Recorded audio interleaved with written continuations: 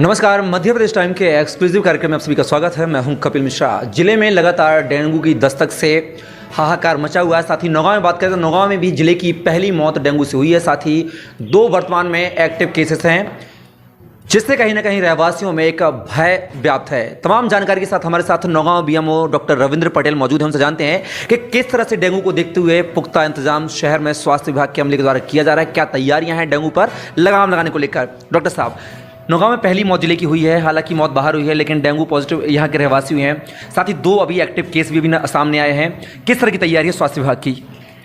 अभी 3 दिन पहले हमारे यहाँ शहर में एक सूचना प्राप्त हुई थी।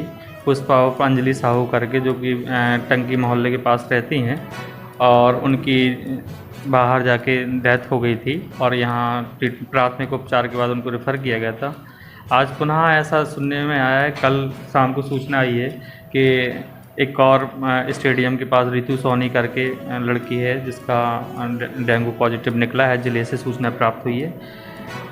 स्वास्थ्य विभाग और मलेरिया विभाग साथ साथ नगर पालिका और प्रशासनिक सभी लोग तत्काल उसी दिन से अलर्ट हैं। इसके पहले से भी छिड़काव का काम जारी था। नालियाँ साफ नगर पालिका के द्वारा की जा रही थी। समझाए शहर में घर घर जाके आशा कार्यकर्ता, आंगनवाड़ी कार्यकर्ता और समाज सेवियों के द्वारा दी जा रही है कि घर में पानी ना इकट्ठा होने दें। अगर कहीं पानी इकट्ठा है तो उसको तत्काल गिराते जाएं, है ना। अगर कहीं रखा भी हो तो उसमें मिट्टी का तेल, जला हुआ तेल इस टाइप से डालें। नज़दीक में अपनी नगर पालिका में वार्ड प्रभारी को या एएनएम को या आशा को या आंगनवाड़ी कार्यकर्ता को तत्काल सूचना दें। वहाँ पे तत्काल अपना सर्वे कराएं। अगर कहीं लार्वा पाया जाता है तो मलेरिया विभाग की टीम भी दवा डाल रही है, छिड़काव कर रही है और लार्वाओं को नष्ट करने का लगातार काम कर रही है। और साफ़ सफाई की तरफ ध्यान देने की ज़रूरत है। और प्रत्येक व्यक्ति को और प्रत्येक समाज सेवी को, जनप्रतिनिधियों को, प्रशासनिक अमले को, स्वास्थ्य विभाग को और समस्त विभागों को अपने अपने घर में अगर कोई भी पुरानी चीज़ है, टूटा फूटा बर्तन है, टंकी है, टायर्स हैं, उनमें अगर पानी भरा हुआ तो उनको इकट्ठा ना होने दें। कई बार क्या होता है, हम ध्यान नहीं देते हैं, कबोर्ड में भी लार्वा डेवलप हो जाते हैं, पोर्ट वगैरह रहते हैं, उनको भी देखें, समय पे दवा डालते रहें, ये सारी चीज़ करते रहें। एक और मैं निवेदन भी करना चाहूँगा शहर के लोगों से, समाज सेवियों से, प्रतिनिधियों से, कि सभी लोग फुल स्लीव्स के बच्चों को कपड़े पहनाएं, स्वयं कपड़े फुल स्लीव के पहने। शाम के टाइम कोशिश करें कि शू भी पहन के रहें। और साथ साथ एक जागरूकता अभियान में सहयोग प्रदान करें कि लार्वा इकट्ठा ना होने दें। कचरा सीबीसी की सुविधा है जहाँ से इनिशिएटिव पता चलता है कि हाँ प्लेटलेट्स काउंट कम तो नहीं हो रहे हैं। अगर होते हैं तो तत्काल एलिजा टेस्ट और NS1 एंटीजन टेस्ट के लिए जिला अस्पताल के लिए रेफर किया जाता है और कोशिश की जाती है कि NS1 एंटीजन टेस्ट यहाँ पे पॉसिबल हो, यहीं होने लगे, ताकि समय रहते हम उसकी मरीज की मदद कर सकें और अच्छी से अच्छी जगह उसको स्वास्थ्य सुविधाएँ प्रदान कर सकें। सर, डेंगू के जो प्राथमिक लक्षण होते हैं वो क्या होते हैं? अगर कोई आइडेंटिफाई करना चाहे तो क्या तरीके के सिम्टम्स पाए जाते हैं उसमें?